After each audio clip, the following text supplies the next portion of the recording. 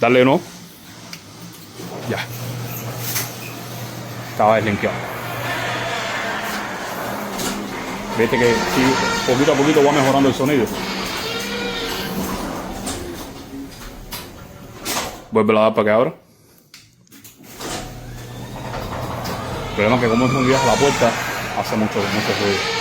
Pero ese líquido ahora te va a ayudar bastante. Ah, se me olvidó tirarle una foto para cuando lo vea comprarlo. Espérate, si ahora mismo digo, espérate.